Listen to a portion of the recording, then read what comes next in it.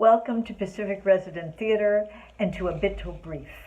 We're so happy to share this bit of history with you today. I'm Marilyn Fox, I'm the artistic director. The performance will be 90 minutes long. Afterwards, if you're watching on our website, just push the button under where you've been watching to join our Zoom after show talkback. Carol Rusoff, the director and adapter of our production, will be there, myself, and of course our wonderful cast of PRT actors. We look forward to seeing you, and now please enjoy a Bintel Brief.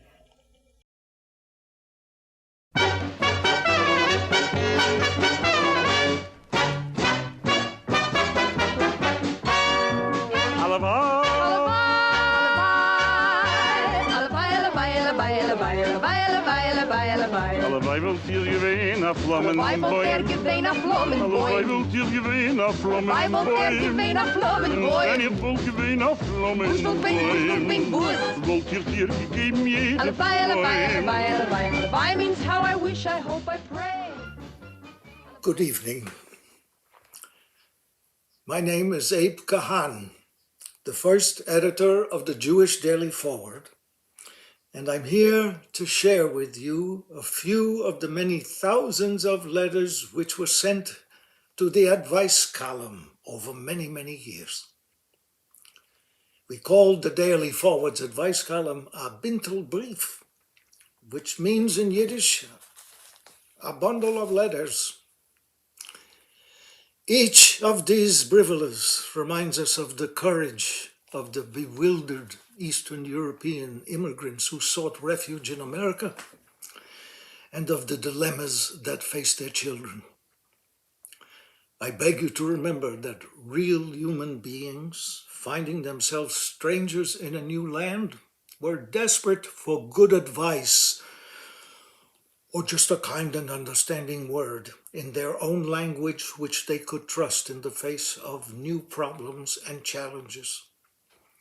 The letters awakened in the immigrants of the Lower East Side a desire to unburden their hearts and reveal their own problems. And it caught on quickly. In 1906, and for the first few years, I answered all of the letters myself, and so many that at times I could barely keep up. But I did it with the greatest pleasure because in the letters, one sees a rare panorama of souls across many decades of what we call Yiddishkeit.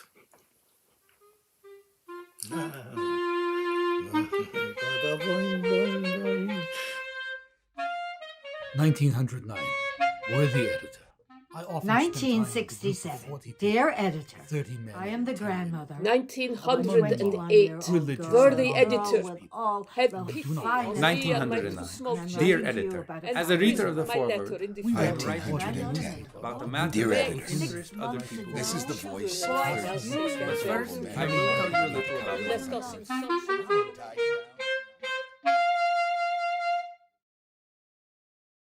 1955. Worthy friend, editor.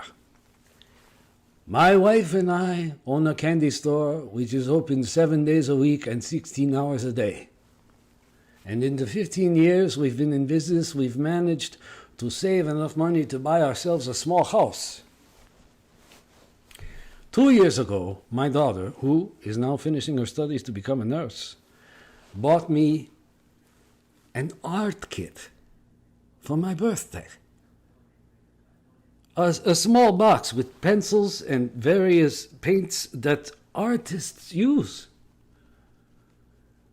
She said she got me this present because she knew that 20 years ago I used to enjoy painting and drawing.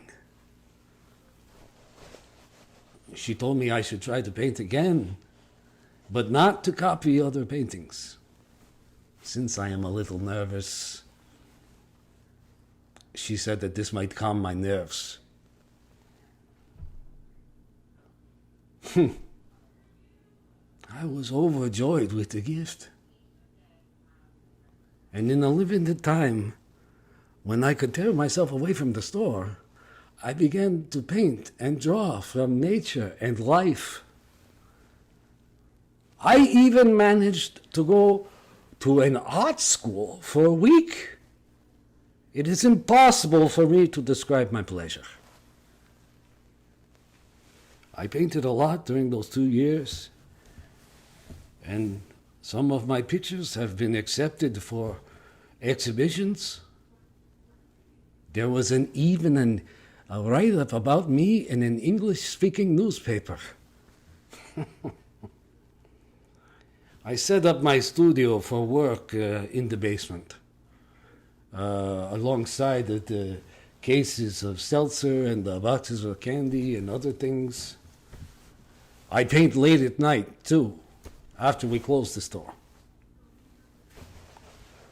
Not too long ago, a businessman from whom I buy merchandise from for the store saw one of my pictures. And since he liked it so much, he invited me to his luxurious home to see his artistic wall paintings he called murals. He asked me if I would be able to paint such murals. I must confess to you that I almost cried because I knew that I could. These paintings were nothing compared to mine. Later on, I showed this businessman a wall painting I did for a neighbor of mine, and now he wants me to paint many murals in his house.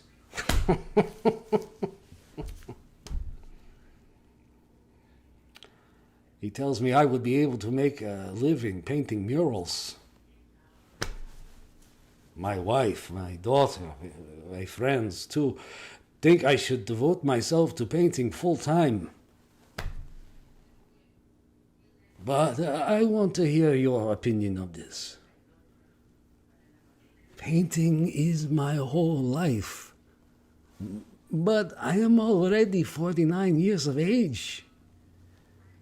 And perhaps it's too late for someone to become a professional painter of murals. With thanks for your answer, LL. You are still far from being old, and it's never too late to accomplish something.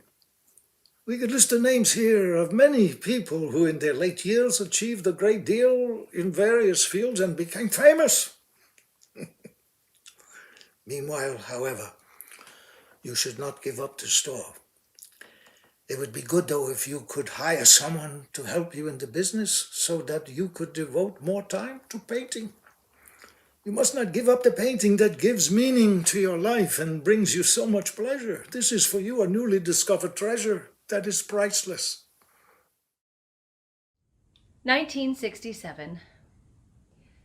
Dear Editor, I was born and raised in New York of parents who have read the foreword all these years, and since I spoke Yiddish at home and attended a Yiddish school, I can write this letter to you in Yiddish. Even as a young girl, I read aloud for Mother and Bubby from the Bintel brief. In those days, it never occurred to me that one day I would turn to you for advice. I am 27 years of age and the mother of a 5-year-old. I have a dear, good husband, and we enjoy a happy family life. A few years ago, we bought a nice house in a good neighborhood, and everything is as fine as can be. My problem will seem a little odd to you. I come to you to complain about my mother-in-law because she is too modern for me. In contrast with my mother-in-law, who is 2 years short of 50, I am an old-fashioned woman. When I disagree with her, she herself says that we ought to change places. A few years ago, my mother-in-law lost her husband, and she lived alone for a while. A few months ago, however, she fell ill, and my husband talked her into giving up her home and moving in with us. She listened to him, and I am not happy about it. My mother-in-law doesn't need our financial help. She has money and a good income, but since my husband is her only son and she has no one else, she is happy to live with us. I love my husband, and I love and respect my mother-in-law, but don't laugh at me. We are from two opposite worlds. I like to stay home evenings, to read a book, sew or knit, listen to good music, and it's enough for me to go out with my dear husband once a week. I do not smoke, I do not play cards, and strong drinks do not appeal to me. My mother-in-law, however, likes all these things. I keep my home in good order. I like every corner to be clean and everything in place. I get up early and begin immediately to clean the house. Then I get dressed. Even at home, I like to be dressed like a lady. My mother-in-law likes to sleep late, and the moment she gets up, she has a cigarette in her mouth, and everywhere one turns, one sees the ashes and cigarette stubs. She never makes her bed, and her room is always a mess. She doesn't get dressed, but sits down in her bathrobe with her black coffee by the television set. Later, she begins to phone her friends, to plan where to meet them. She goes with them to the beauty parlor. She recently turned from a brunette to a blonde. Another day, they go hunting for bargains in the department store. She runs to cocktail parties, and she plays cards until late at night. Recently, she has started bringing her group of card players to my home, and this I cannot stand. Besides the fact that I can't condone her wasting so much time at cards, I have to spend several days cleaning up after them. I don't want to hurt my dear husband, and so far I haven't spoken to him about this. And I don't want an argument with my mother-in-law. I don't say a word to her because everyone has a right to lead her life as she pleases. But something must be done, and I ask for your advice. Respectfully, the old-fashioned daughter-in-law. When we read your letter, it really seemed to us that you and your mother-in-law had changed roles. Usually it's the mother-in-law has these complaints about her daughter-in-law. In your case, it's just the opposite. We feel that the fairest way to solve the problem is for your mother-in-law to move out and make a home for herself.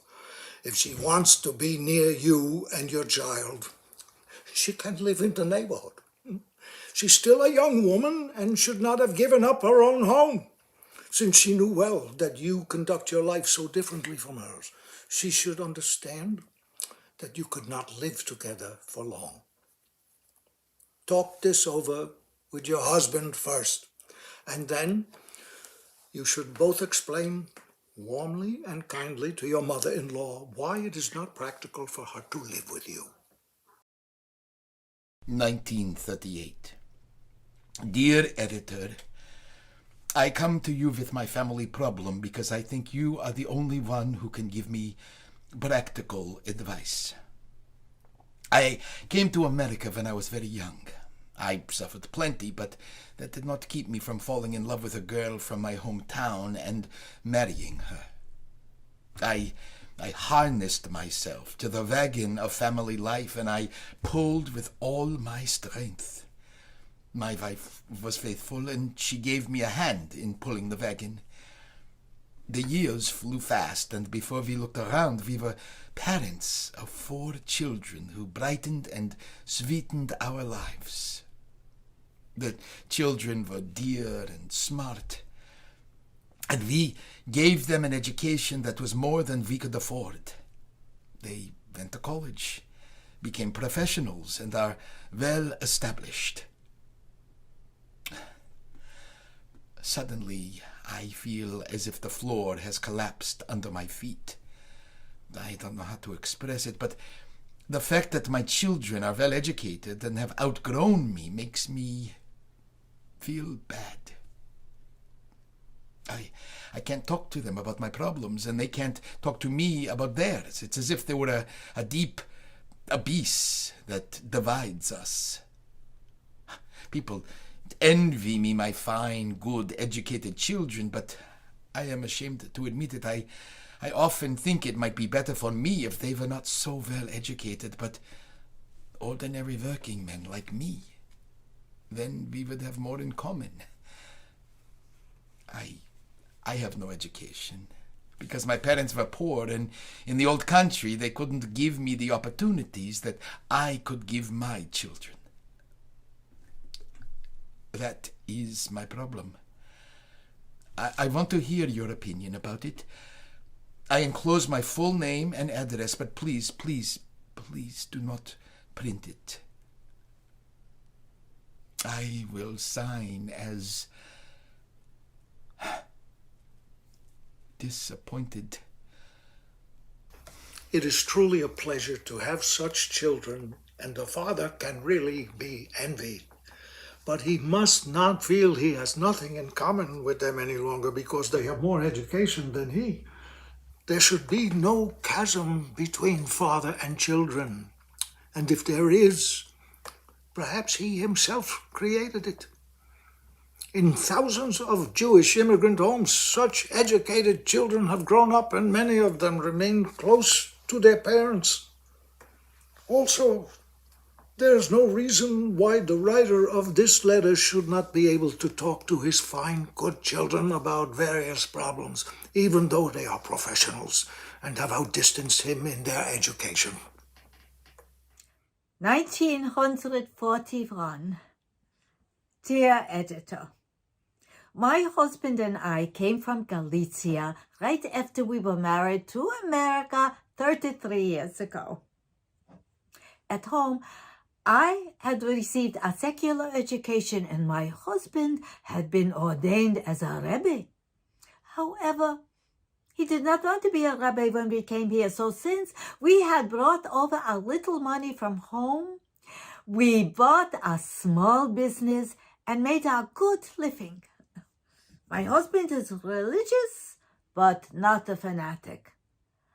I am more liberal, but I go to shul with him on Rosh Hashanah and Yom Kippur. We have 5 children, 2 boys and 3 girls. The boys went to Talmud Torah, and the girls too had a Jewish education. We always kept a Jewish home and a kosher kitchen. My eldest son is a college teacher, tutors students privately, makes a good deal of money. He's married with 2 children, 4 and 7 years old. They live in a fine neighborhood, and we visit them often. It happened that on Christmas Eve, we were invited to have dinner with friends who live near my son and daughter-in-law. So after the meal, we decided to pay them a visit. I called up. My daughter-in-law answered the telephone and warmly invited us over. When we opened the door and walked into the living room, we saw a large Christmas tree, which my son was decorating with the help of his 2 small children. When my husband saw this, he turned white, and the little grandchildren ran over to us saying, "Merry Christmas, we're delighted to see us." Well, I wanted to take off my coat, but my husband gave me a look that we were to leave immediately. Well, I had to leave at once, and our sons and daughter-in-laws talking and pleading didn't help, because my husband didn't want to stay there another minute.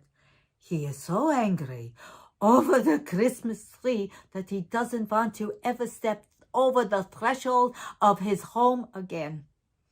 My son justifies himself by saying that he takes in the tree for the sake of his children so that they won't feel left out with all the other non-Jewish kids in the neighborhood. He assures us it has nothing to do with religion, and he feels his father has no right to be angry over it. But my husband is a Kohen. And besides being stubborn, he also has a temper too. But I don't want him to be angry at us, son. Therefore, I would like to hear your opinion on it. With great respect, a reader from the Bronx. The national American holidays are celebrated here with love and joy by Jews and Gentiles alike. But Christmas is the most religious Christian holiday, and Jews should have nothing to do with it. Jews, religious or not, should respect the Christmas holidays. But to celebrate it is like dancing at a stranger's wedding.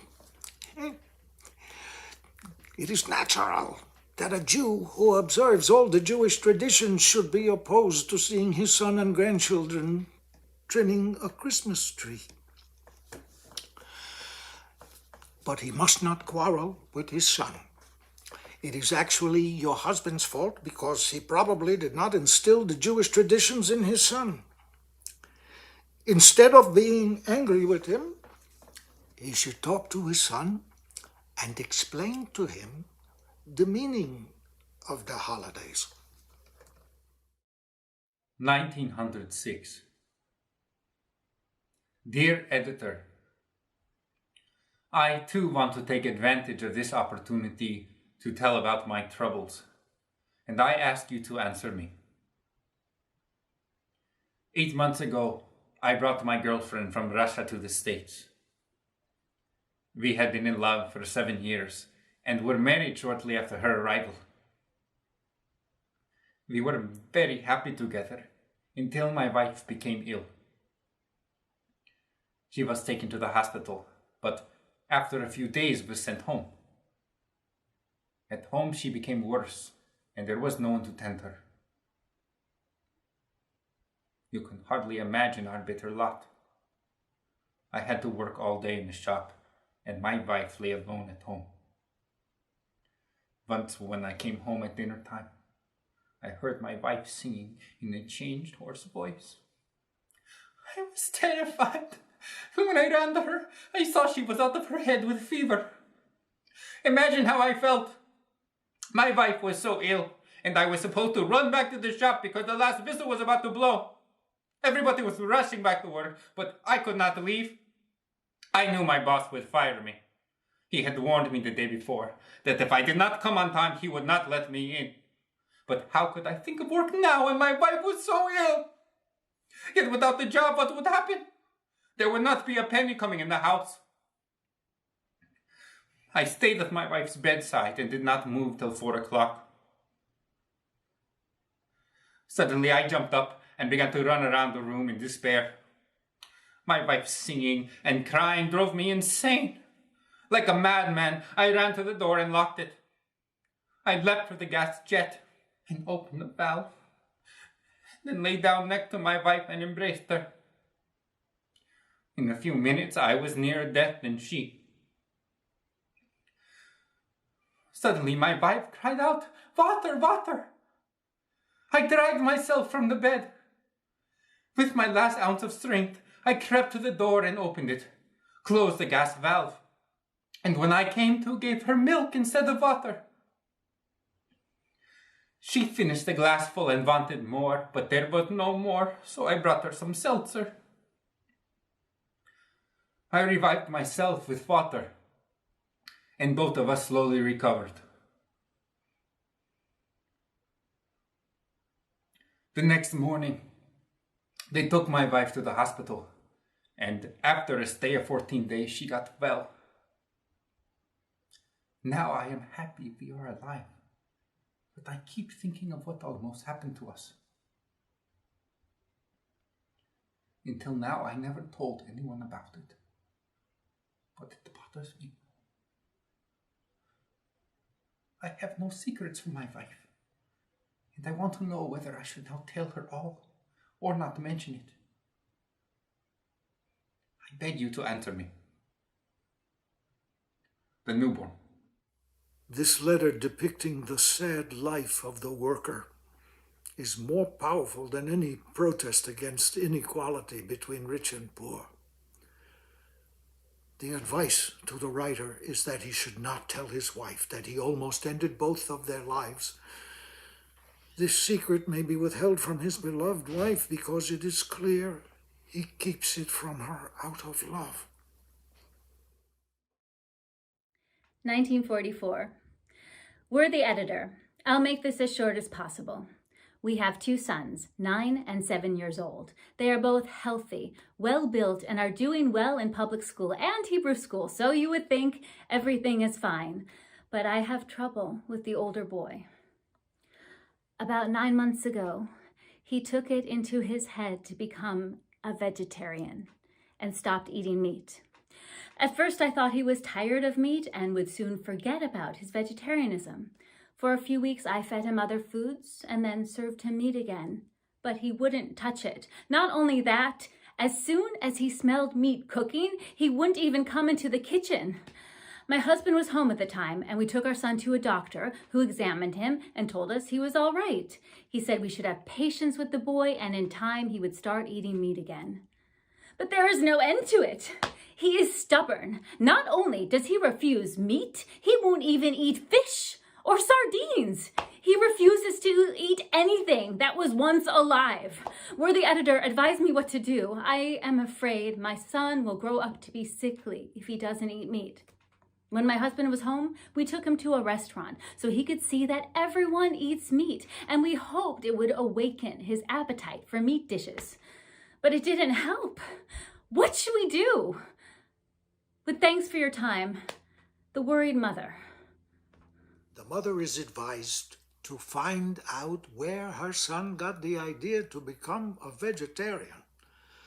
And then, with the aid of a specialist, she might be able to bring him back to eating meat and fish. She is calmed and assured that a good doctor would know how to treat her 9-year-old vegetarian, and in time her son would begin to eat meat again. Dear editor, a short time ago, your newspaper printed a letter from a mother who complained about her great misfortune that a 9-year-old son had become a vegetarian. Well, the mother asked for your advice, and we wonder why you did not recommend that she contact us, the Jewish Vegetarian Society of New York. Instead of introducing her to the large family of vegetarians here in New York, you advised her to take the boy to a doctor who would find a way to induce him to eat meat again.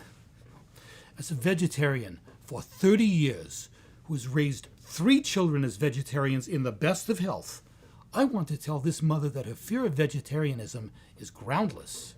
Well, on the contrary, it is important that young children should eat less meat. Well, I know doctors who say that children up to the age of 6 do not even need meat. Not only in America, but all over the world, there are many vegetarians who bring up their children this way, especially in England. Well, now that there's a war going on, there's food rationing, and vegetarianism is widespread. The British food minister has on many occasions praised the vegetarian's diet and advised the masses to use it. With regards, the president of the Jewish Vegetarian Society of New York.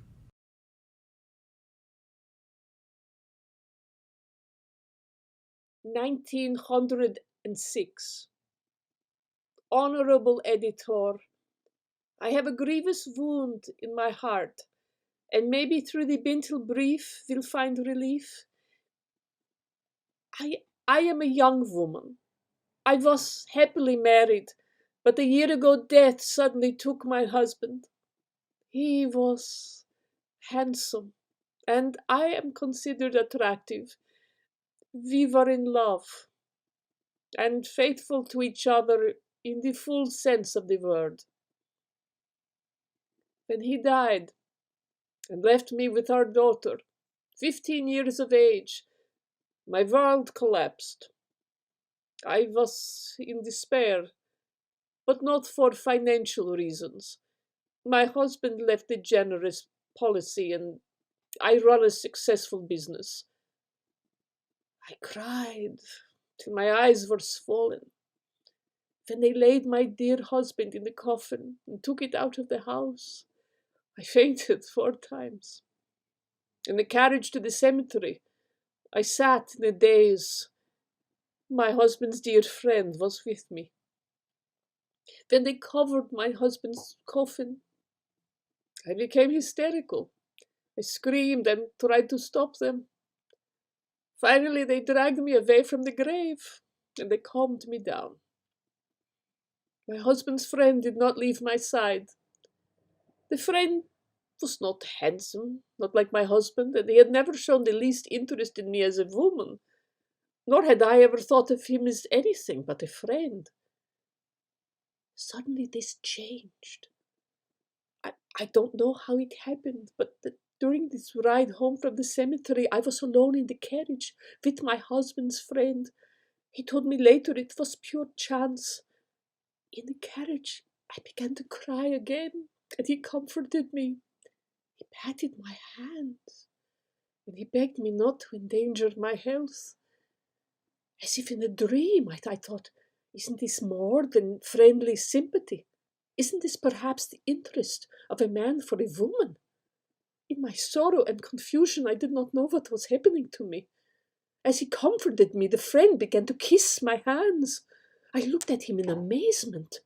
Instead of drawing back, though, he stroked my hair, and he swore that he felt toward his dead friend's wife as toward an unhappy sister. He spoke with tears in his eyes. He drew me to him and he kissed me passionately. Those were passionate kisses from a man to a woman, but they were mingled with his tears for the death of his dear friend and for my fate. Oh, I had no will to protest. He held me and kissed me again and again. I heard words of love from him. I felt like a sinner. When I got home, I was afraid to look my daughter in the eyes. I imagined I heard my husband calling me hypocrite and saying my tears were false. The next morning, my husband's friend came to the house. He cried bitterly, and he told me he felt like a traitor, but he loved me so much that he would waste away if I did not become his. He begged me in his friend's name to marry him, and he would show his faithfulness to his friend's family. Oh, dear editor, I swear that in my heart there was only love for my husband. But I am a weak woman. I could not fight against those passionate pleas and kisses. I was helpless, and I gave him my word when my husband was barely 2 weeks in the grave. I told him I would marry him in a year after my husband's death. But I feel guilty. My daughter, with tears in her eyes, blurted out that her father's grave was not an hour old, and I had already taken another bridegroom. Her words hurt me, and I had no answer. But in time, she has accepted him.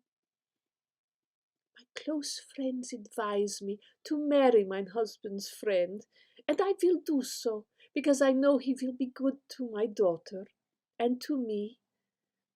But before the wedding, I would like to know your opinion on all that has happened to me. Sincerely, B.V. The woman's excuse that she was unable to protest against the passionate advances of her husband's friend is a weak one. Better if she had opened the carriage door and asked him to get out. There is no excuse for the disgusting behavior of the young man. He should not have acted so shamefully after his friend's death.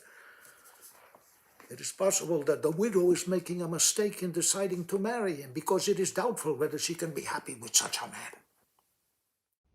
1910. Worthy editor, my husband deserted me and my 3 small children, leaving us in desperate need. I was left without a bit of bread for my children, with debts in the grocery store and butcher shop, and with last month's rent unpaid. I am not complaining so much about him abandoning me, but about the grief and suffering to my poor children who beg me for bread which I cannot give them.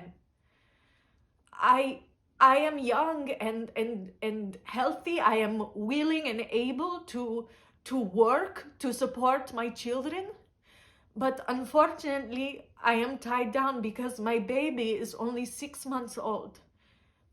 I would like to find an institution to take care of my baby, but my friends, they advise against it.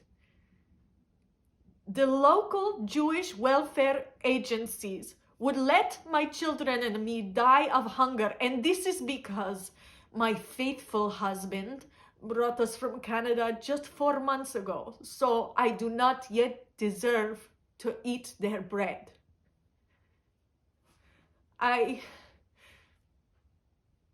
It breaks my heart. But I have come to the conclusion that in order to save my children, I will have to give them away. I will sell my children. I will sell my beautiful children. Not for money, but for bread. And so they will be secure and be safe from hunger and cold. The unhappy young mother, will sign a contract with my heart's blood, stating that my children belong to the good people who will treat them tenderly. Those who are willing and able to take care of my children may apply to me. Respectfully, Mrs. P. Chicago. What kind of a society are we living in that forces a mother to such desperate straits that there is no other way out than to sell her 3 children for a piece of bread? Isn't this enough to kindle a hellish fire of hatred in every human heart for such a system? The first to be damned is the heartless father, but who knows what's wrong with him? Perhaps he too is unhappy. We hope, though, that this letter will reach him and he will return to aid them. We also hope our friends and readers will take an interest in this unfortunate woman and to help her so that she herself can be mother to her children. 1908. Dear editor, I ask you to give me some advice on my situation.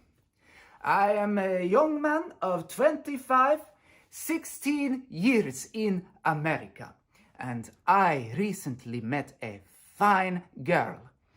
She has a flaw, however, that keeps me from marrying her. The fault is that she has a dimple in her chin, and it is said that people who have this lose their first husband or wife.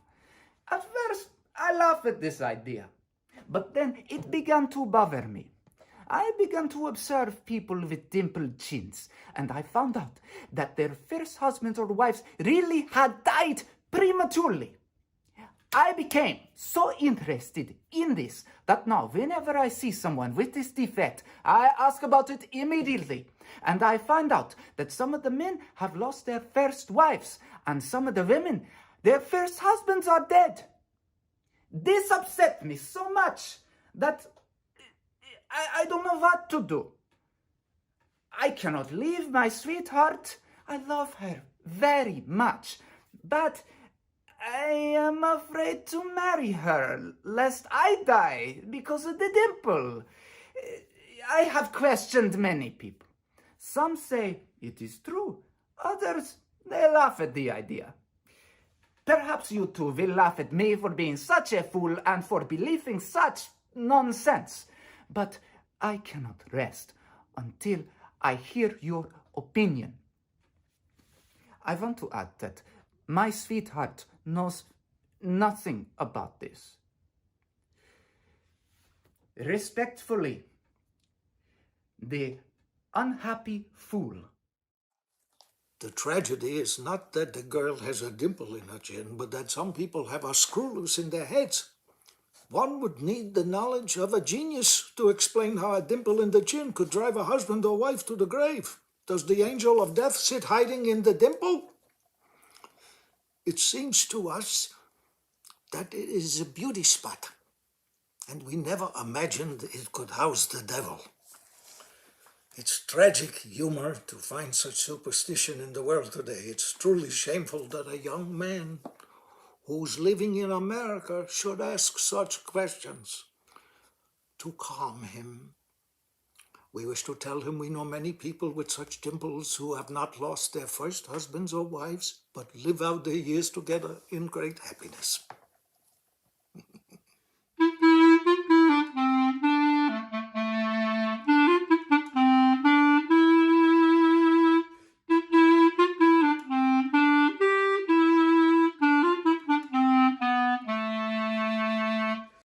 1920. Dear Editor, I write you this letter because I want your opinion about the behavior of a woman I'm acquainted with who belongs to progressive groups and considers herself a radical. Not long ago, the couple invited me to their home, and I spent a pleasant evening with them. When it was time to eat supper, everyone went into the dining room to eat at the table, and the poor woman who worked for them ate in the kitchen. Since I know the couple, and I know they consider themselves to be radical people, I wondered why the servant didn't eat with us in the dining room. I took the liberty of telling my friend she ought to ask the woman to eat with us at the table. Then my friend answered me, it must be that way. The woman who works for us must eat separately. For me, this is not the right answer. Because it seems to me that the one of us does not seem to understand the ethics and the morals of the socialist standpoint. Therefore, I would like you to explain to us which one is right.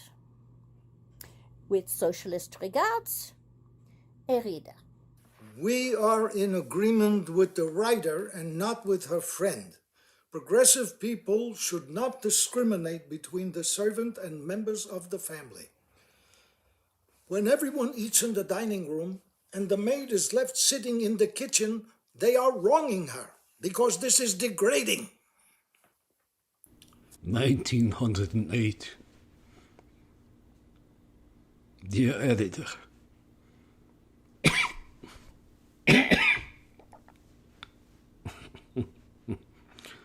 I am one of those unfortunates who for many years has suffered from the worker's disease. The times and conditions have taught me to be patient and to endure the pain. I am the father of a 3-year-old little girl. A clever, pretty child who attracts everyone's attention. All who know my child hug and kiss her, but I may not. I know this all too well. Yet I can't keep myself from kissing my little girl. Every time I hold my child in my arms and kiss her, my conscience bothers me. I promise myself I will not do it again, but I am overcome by weakness. This bothers me more than the suffering from the consumption because I know that I am infecting my innocent child.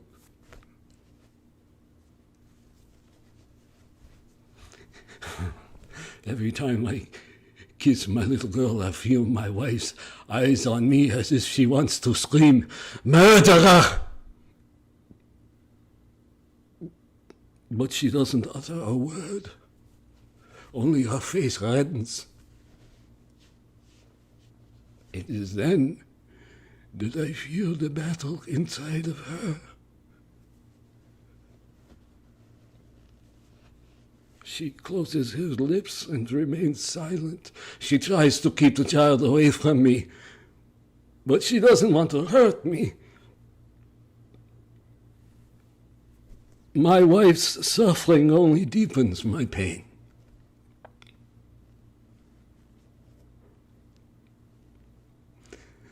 What can I do to control myself?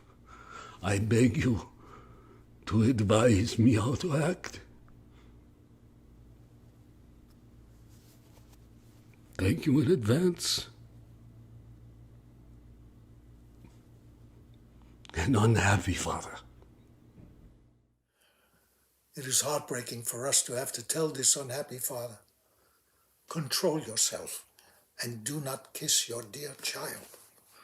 This is the only advice we can give him. He must discipline himself.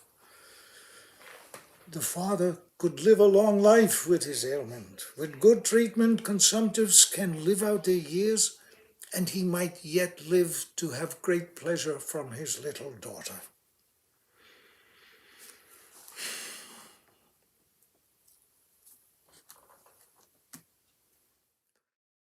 (1909). Worthy Editor, I often spend time with a group of 40 people, 30 men and 10 women. Among them are religious and non-religious people, and we do not pass the time in idle discussions. Recently, we read a report in a newspaper about the movement to give women the right to vote. For the past few weeks, we have been carrying on a debate about it. I am one of the group that is in favor of giving women full rights, but most of the others are against it. The opposed argue that it would be very bad to let women get to the ballot box because it would destroy their family life. The woman would then no longer be the housewife, the mother to her children, the wife to her husband. In a word, everything would be destroyed. A woman must not mix in politics, they say. She was created to be dependent on man, to obey him, to love him, to supply all of his comforts, and be a mother to his children.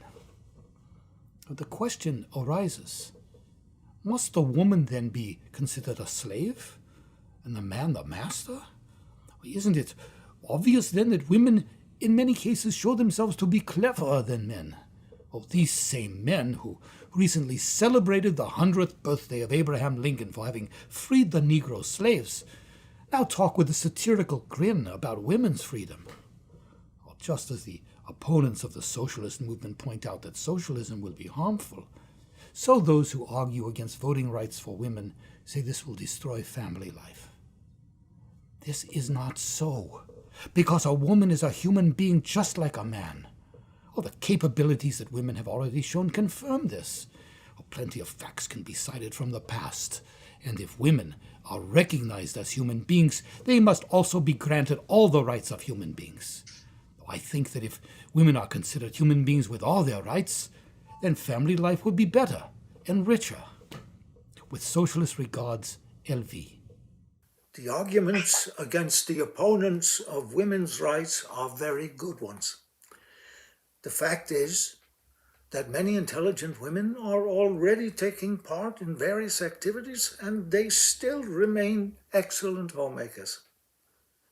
Justice can reign among people only when all have equal rights. Those men who are opposed to giving women the same rights they possess are acting from tyrannical instincts because they actually want to rule the women. 1933. Worthy Editor, though my husband is a Zionist, and I used to be a member of the Bund, already we have celebrated our silver wedding anniversary and lived the quarter century happily together. We have 5 children with whom all parents would consider themselves blessed. We gave them a good education, we sent them to college, and they are all good and bright and cultured. We are in business, and until the Depression, we made a good living. 2 of our children are already married. One boy, 18 years old, is studying at City College. One works in a department store with a college diploma in his pocket and earns such poor wages, it's a shame to talk about it. But what can one do when even this job was hard for him to get? Our 21-year-old daughter did something that my husband, the Zionist, cannot stand. And this is why I am writing this letter to you. Our daughter graduated from college with high honors, but this did not help her find a job. She couldn't find work for a long time. But then 2 months ago, she got a very good job in an insurance company, and she brings home a check for $35 every week. We should be satisfied. Yet, our world has turned upside down since she got the job. My husband is very upset because in order to get the job, my daughter had to give her religion as Episcopalian. If they had known she was Jewish, they wouldn't have hired her. She doesn't have typically Jewish features, and from her appearance, she can be taken for a Christian. One of my sons said she also had to get a recommendation from a priest, because lately many Jewish girls are saying they are Christian in order to get a job. Now, my whole house is topsy-turvy. My husband insists that by all means she should give up the job. Our family is now divided into two sides. One side feels that she hasn't committed a crime and she hasn't wronged anyone. As far as her own conscience goes, not so terrible. Was it better to go around jobless and having to come to a father or mother for $1? I feel that I myself, I wouldn't do it, but I'm sympathetic to my daughter. My husband is terribly upset about the whole thing. We would like your opinion about our daughter's actions. You troubled readers, F and G. The father is entirely right in his stand against his daughter's actions, and his feelings about it are not necessarily caused by his being a Zionist. A Jewish father, whether he's a socialist or a free thinker, would also be against having his daughter posing as a Christian in order to get a job. But the fact that the girl is already 21 years old, she certainly doesn't deserve a compliment for her dishonest behavior. But she has the right to do as she wishes. Companies that do not hire Jews, though they have a large Jewish patronage, should be condemned. 1908. Worthy editor, have pity on me and my 2 small children, and print my letter in the forward. Max, the children and I now say farewell to you. You left us in such a terrible state. You had no compassion for us. For 6 years I loved you faithfully, took care of you like a loyal servant. I never had a happy day with you. Yet I forgive you for everything. Have you ever asked yourself why you left us? Max, where is your conscience? You used to have sympathy for the forsaken women and say their terrible plight was due to the men who left them in dire need.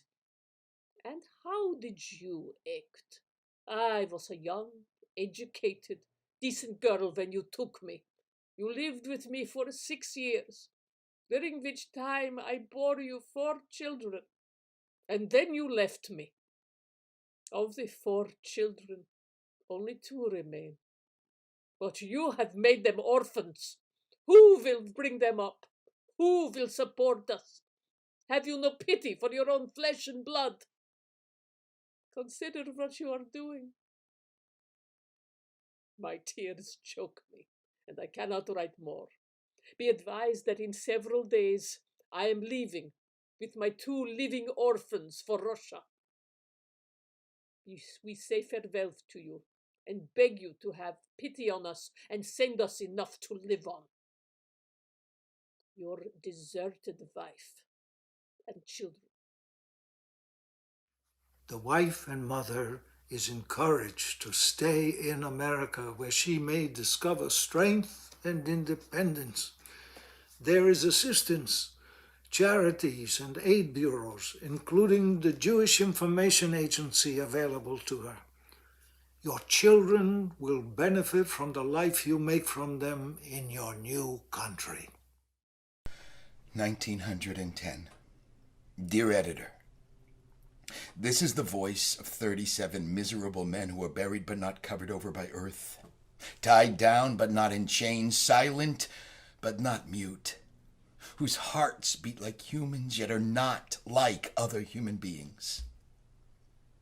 When we look at our ragged clothes and our dirty, narrow cots, at our fellow companions in the cells, the beaten, lowest members of society who long ago lost their human dignity, the blood freezes in our veins. Why are we confined here? For the horrible crime of being poor, not being able to satisfy the mad whims of our wives. That's why we pine away here, stamped with the name convict. That's why we are despised, robbed of our freedom, and treated like dogs. We ask you, worthy editor, to publish our letter so your readers, especially the women, will know how we live here. This letter is written not with ink, but with our heart's blood. We are coughing from the polluted air that we breathe in the cells. Our bones ache from lying on the hard cots, and we get stomach aches from the food they give us. The non-support plague is the worst plague of all. For the merest nonsense, a man is caught and committed to the workhouse.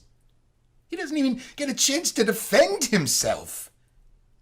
Even during the worst times of the Russian reaction, people didn't suffer as the men suffer here in America because of their wives. For a Jewish wife, it's as easy here to condemn her husband to imprisonment as it is for her to try on a pair of gloves. In all the world, there isn't such legal injustice as here in the alimony courts. What do they think, these women? If they believe that the imprisoned husbands, after the 6 months, will become purified and come out good, sweet, and loving, they're making a big mistake. The worst offense is committed by the Jewish charity organizations. They sympathize with the wife when her husband is in jail. They forget, however, that they manufacture the grass widows and living orphans when they help the woman. But as soon as the wife tastes an easy free dollar, as soon as she discovers that the charities won't let her starve, well, she doesn't care that her husband is condemned. She lives a gay life, enjoys herself, and doesn't think of her husband. Therefore, it is your duty, as editor of The Forward, the newspaper that is read by the working class, to warn all the Jewish women not take such revenge on their husbands. They do more harm to themselves than to their men. They drive away their husbands for life that way and make themselves and their children miserable. Finally, I appeal to all the women whose husbands are in prison for non-support in the workhouse on Blackwell's Island prison, and I write to them as follows. Their husbands have sworn here that if they, the women, do not have them released in time for Pesach, they will never again return. And the women will remain grass widows forever. We ask you to publish this letter immediately. Respectfully, 37 men. The answer emphasizes the fact that a great number of men who avoid supporting their wives and children commit a serious crime. True, sending them to prison doesn't have the desired effect, but they deserve to be punished for not doing their duty. It certainly doesn't pay for the women to have their husbands arrested for the little bit of charity they get. It's ridiculous to think they can live a gay life on that pittance. Finally, the women are advised to see to it that their husbands are released for Pesach. 1914. Dear editor, I am a young girl, just 22 years of age, but I've already lived a great deal in my life. By the time I was 3, both my parents had already died. My grandmother took me in, and soon she gave me to a poor tailor's wife. When I grew up, the tailor taught me to hand sew and machine sewing too. When grandmother died, she gave me her small house, and the rabbi sold it for me and gave it the money. In time, one of the tailor's apprentices, he fell in love with me, and I did not reject his love. He was a fine, honest, quiet man and a good earner. Soon my bridegroom came to me with a plan that we would go to America, and I agreed. In America, my bridegroom got a job immediately, and he supported me. He was faithful and devoted. For example, one summer in the terrible heat, I slept on the roof, and it started to rain, and I was soaked, and I had to be rushed to the hospital, and the only way I could be saved was by blood transfusion. My bridegroom, he gave me his blood, and thanks to him, I recovered. In time, I went to work at the famous Triangle Factory, and my bridegroom, he got a job there too, because even in work, he wants to be near me. He said to me, we will work hard for a while, and then we will get married. But then that terrible fire happened that took 147 young blossoming lives. When the fire broke out, this yelling, this screaming, it was terrible. It bewildered me. I saw the angel of death before me, and I tried to scream, but my voice had choked in my throat. Then somebody scooped me up and took me out of the shop. On the street, I recovered. I saw my bridegroom near me. I was rescued. But then I look up, I see my girlfriends jumping out the building, falling to the ground. And my bridegroom says to me, I must go save other girls, and this is the last time I see him alive. It is 4 years now that I am alone. But I can still see the scenes of this terrible fire, and I still see the face of my bridegroom and the blackbird facing the morgue. I am weak and nervous, and yet there is a young man who would like to marry me. But I made a vow never to marry again, and I am afraid that I can never love another man. But this young man, he doesn't want to leave me. My friends, they tell me to marry this man and that everything will be okay. But I do not believe it, because I do not think everything can be okay for me. Only in the grave. I am writing to you to ask for your opinion. Respectfully, a faithful reader. It is senseless for this girl to sacrifice her life in memory of her faithful bridegroom, because this would not bring him back to life. Was de Erd kommen, müssen sie vergessen.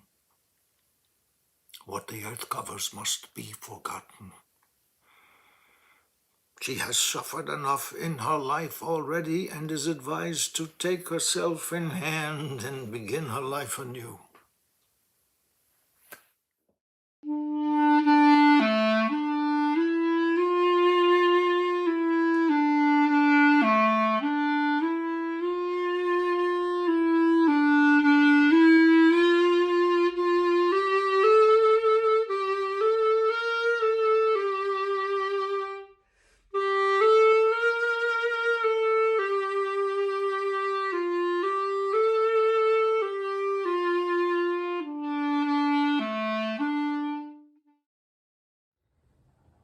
1908.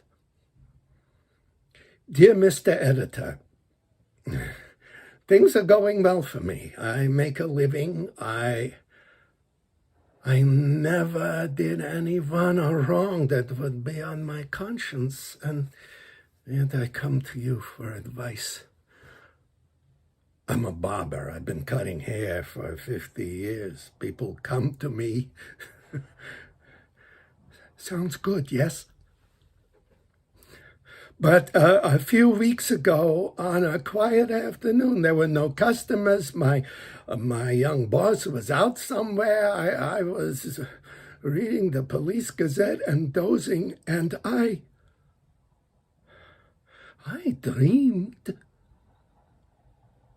A customer came into the shop. As usual, my young boss and I stood near our chairs, and as usual, the customer chose the chair manned by my boss. I was a little insulted as a craftsman and a bit annoyed at losing my tip, but then it happened. My boss was called away in a hurry, and he asked me to tend to the customer, so I began to work on him, and he laughed in my face.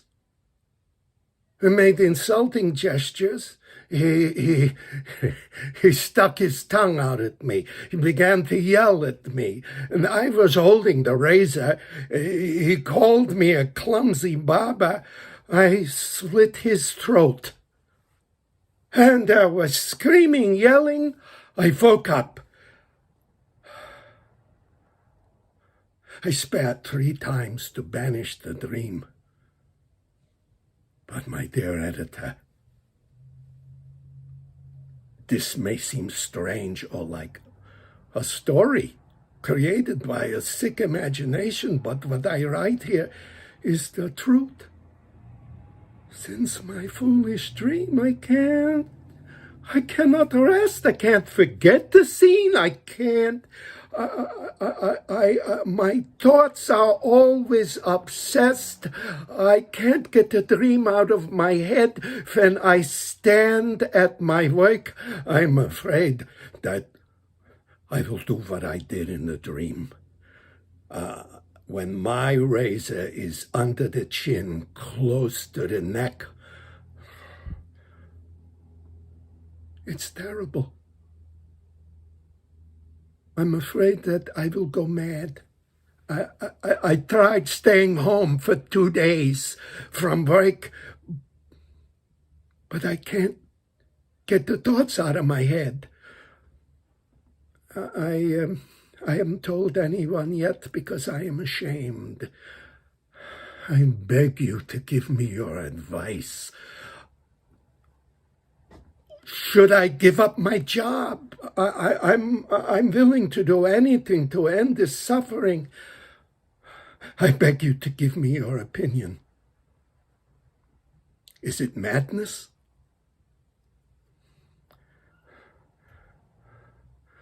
With the greatest respect, mad, Baba? Every man can dream he commits a terrible crime, because in the dreams the controllable will is slumbering. The writer of this letter must simply laugh off the dream and drive the whole matter out of his head. But if his nervous system is for some reason weakened, and therefore his control over his willpower likewise weak, he must consult a doctor. But he himself must be strong and overcome his impulse. 1967. Dear Editor, I am the grandmother of a 21-year-old girl, a girl with all the finest qualities, and I'm writing to you about a problem with her. Our granddaughter met a boy about 6 months ago, a boy a few years older than she. They fell in love and are already talking about marriage. The boy is very refined, from a good and wealthy family. He'll be graduating from college this year, and everything would be all right if not for a but. our son and daughter-in-law, the parents of the bride-to-be, belong to a Reform temple, brought up their daughter in the same tradition. The boy, however, comes from an Orthodox family who conform strictly to the Jewish code. In his home, the phone is not answered on the Sabbath, and on Friday night, the electricity is controlled by an automatic clock. To our granddaughter, all this was new and strange. But when she fell in love with the boy and began visiting his home, she came to love his way of life. It has gone so far that she does not ride on Saturday or eat meat at her parents' home because she knows her mother does not keep a kosher kitchen. And she even wants to reform her parents. And since my husband and I are not Orthodox either, she has been complaining to us too. She would like her boyfriend to be able to eat in her home. And this means that she wants her mother to keep a kosher kitchen. There are many quarrels about this because my daughter-in-law won't hear of making such changes. She is generally indifferent to Judaism, and she would prefer to break up the match. The girl is considering moving out of her home because she doesn't want to eat non-kosher food.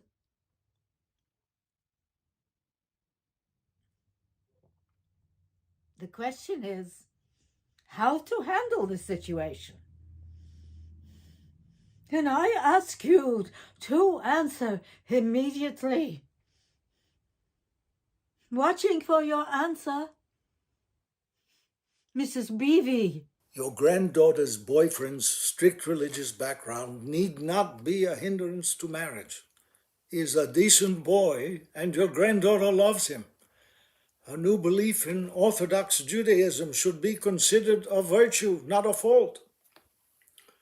Your son, daughter-in-law, and the entire family should not oppose the match. When your granddaughter marries the young man, she'll be able to run her own home as she pleases. But she cannot and should not demand of her parents that they should change their way of life for her boyfriend's sake. Your granddaughter and her parents, even you, must restrain yourselves from giving each other advice on how to live. This is the time for tolerance, and you must all understand it. 1923. Worthy Mr. Editor, I was born in a small town in Russia, and my mother brought me up alone because I had lost my father when I was a child. My dear mother used all her energies to give me a proper education.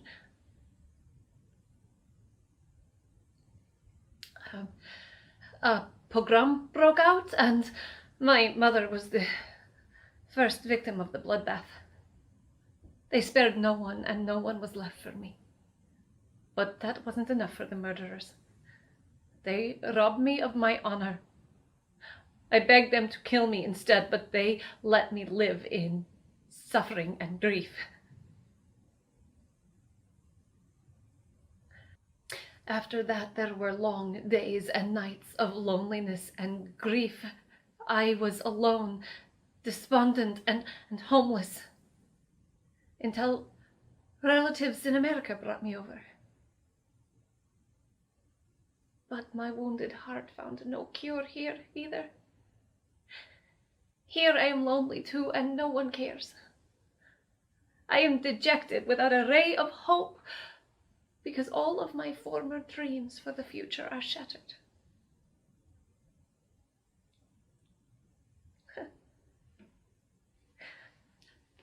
A few months ago, however, I met a young man, a refined and decent man. It didn't take long before we fell in love. He has already proposed marriage, and he is now waiting for my answer. I want to marry this man, but I keep putting off giving him an answer because I can't tell him the secret that weighs on my heart and bothers my conscience. I have no rest, and I am almost going out of my mind. When my friend comes to hear my answer, I want to tell him everything, let him know everything. I've bottled up the pain inside me long enough. Let him hear all and then decide. But I have no words and can tell him nothing. I hope you will advise me and tell me what I can do. I thank you. A reader. In the pogroms, in the great Jewish disasters, this misfortune befell many Jewish girls like you. But you must not feel guilty and not be so dejected, because you are innocent. A man who can understand and sympathize can be told everything. If your friend is one of these people and he really loves you, he will cherish you even after he learns your secret. Since we do not know your friend, it is hard for us to advise you whether to tell him everything now or not. In this matter, you must take more responsibility unto yourself. You know the man, and you must know if he will be able to understand.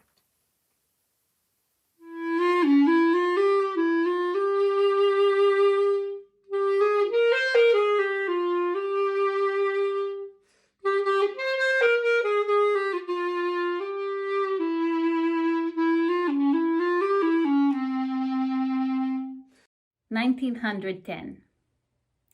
Dear Editor, since I do not want my conscience to bother me, I ask you to decide. Does a married woman have the right to go to school 2 evenings a week? My husband thinks I have no right to do this. I admit that I cannot be satisfied to be just a wife and mother. I am still young, and I want to learn and enjoy life. My children and my house are not neglected, but I go to evening high school twice a week. My husband is not pleased. And when I come home at night and ring the bell, he lets me stand outside a long time intentionally and doesn't hurry to open the door. Now he has announced a new decision. Because I send out the laundry to be done, he has decided that I have too much time for myself, enough time to go to school. So from now on, he will count out every penny for everything I have to buy for the house. So I will not be able to send out the washing anymore. And when I have to do the work myself, I will no longer have time for such foolishness as going to school. I told him that I will do the washing myself, but I will still be able to find time for study. When I am alone with my thoughts, I feel I may not be right. Perhaps I should not go to school. I want to say my husband is an intelligent man who wanted to marry a woman who is educated. The fact that he is intelligent makes me more annoyed with him. He is in favor of the emancipation of women, yet in real life, he acts contrary to his beliefs. Awaiting your opinion on this, I remain your reader, the discontented wife. Since this man is an intelligent man and an adherent of the women's emancipation movement, he is scolded severely for wanting to keep his wife so enslaved. The wife absolutely has the right to go to school 2 evenings a week.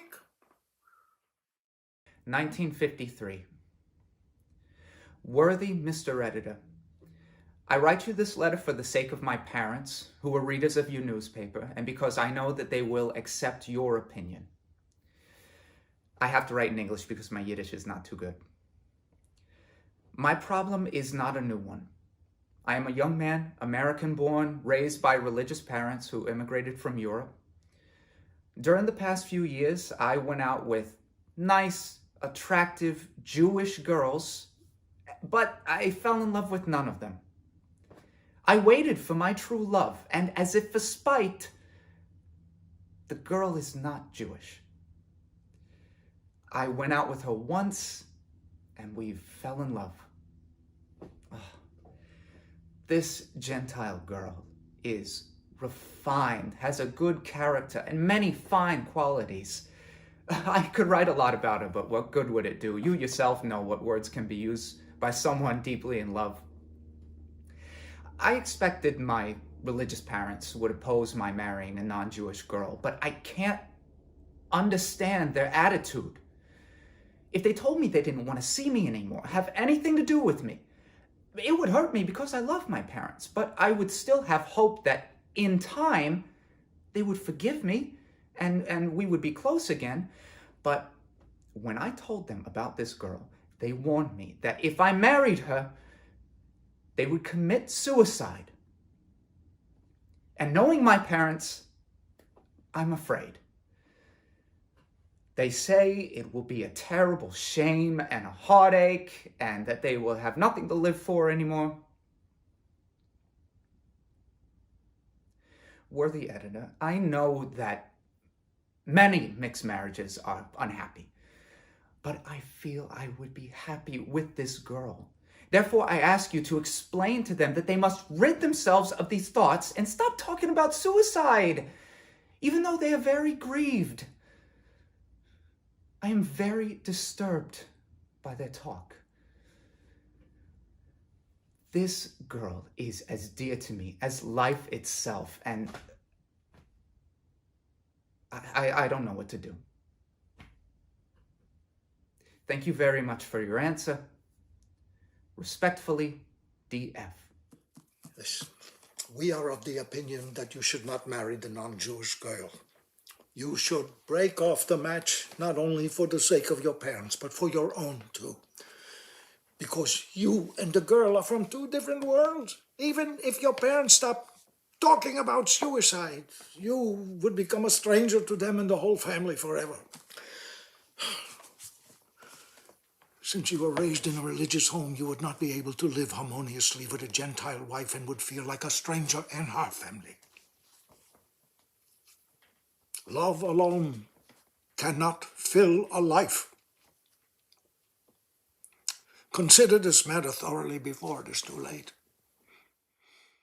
1914. Worthy Mr. Editor, I, an old woman of 70, write you this letter with my heart's blood because I am distressed. In Galicia, I was a respected housewife, and my husband was a well-known businessman. God blessed us with 3 daughters and 3 sons, and we raised them properly.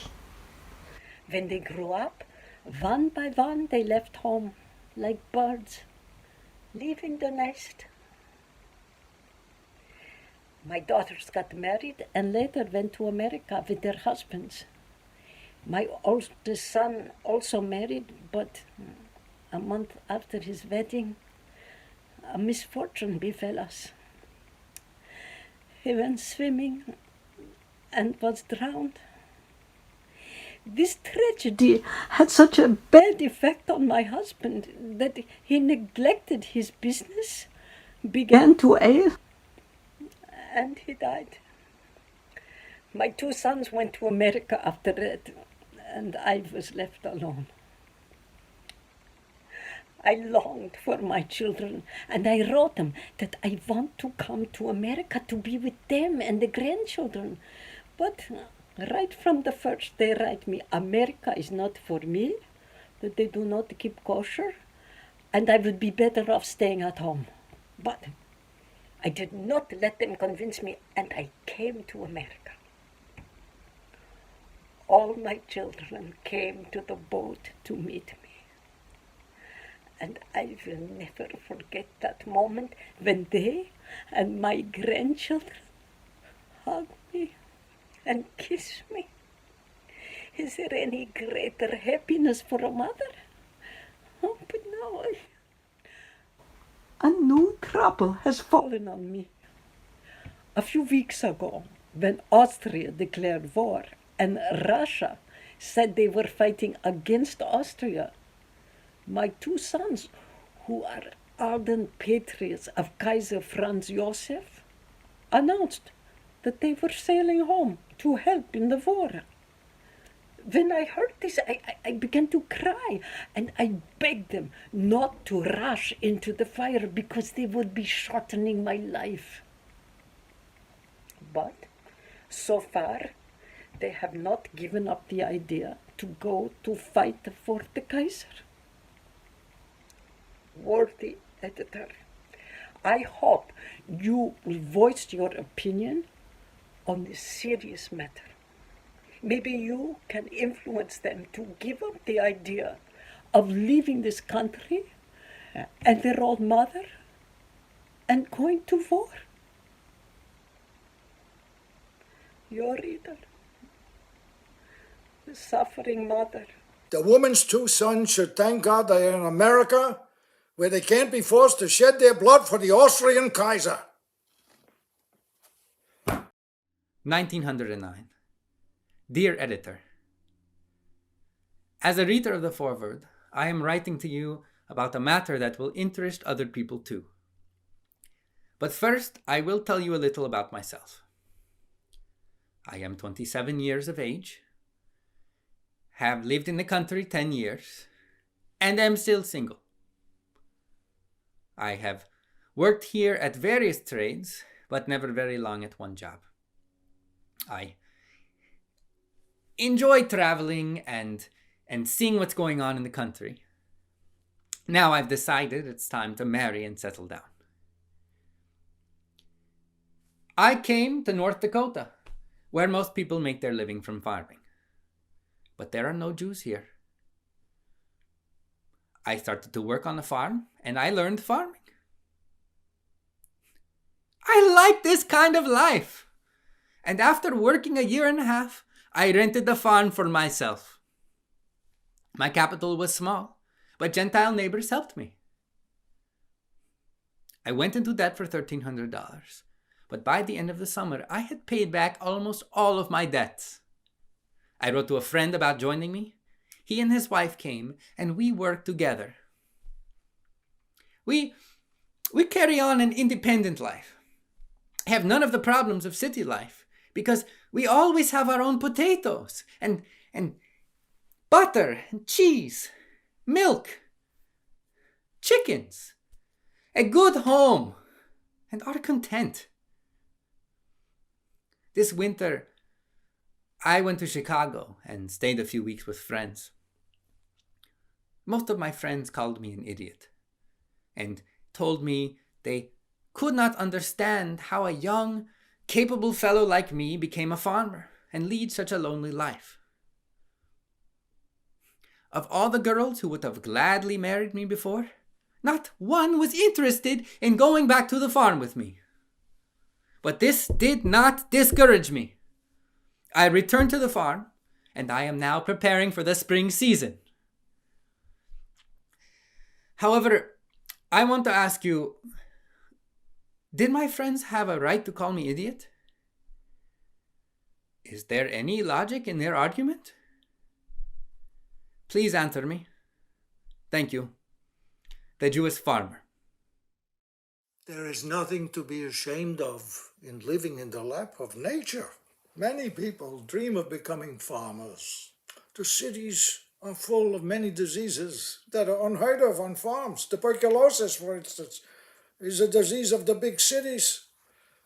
People in urban areas grow old and gray at 40, but most of the farmers are healthy and strong and live to be 80 and 90. The debates between country people and city people about which is the better life are nothing new. It's a matter of choice.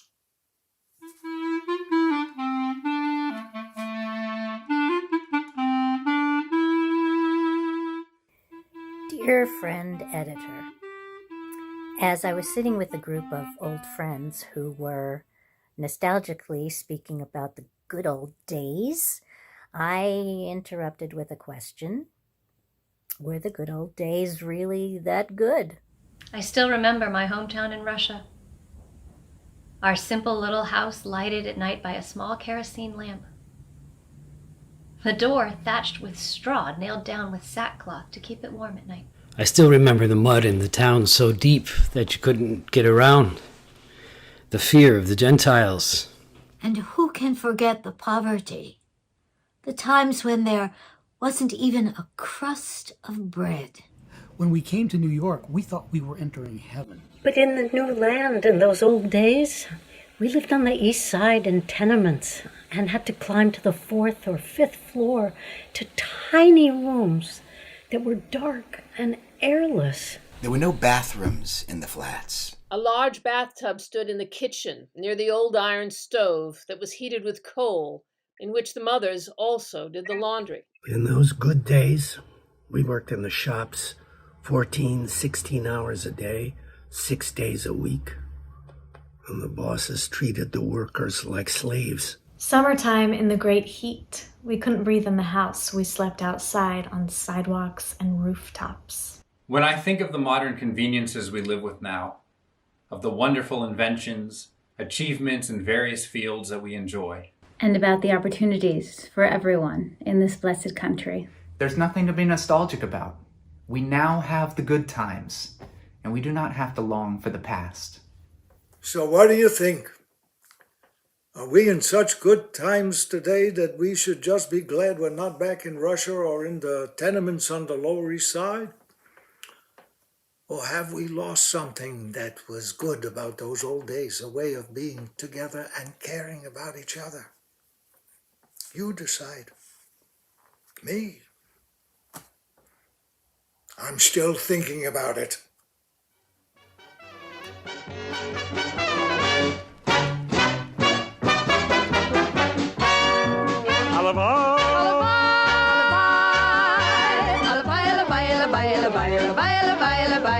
Allebei wilt je gewen a vlammen boy. Allebei wilt je gewen a vlammen boy. En je wilt gewen a vlammen boy.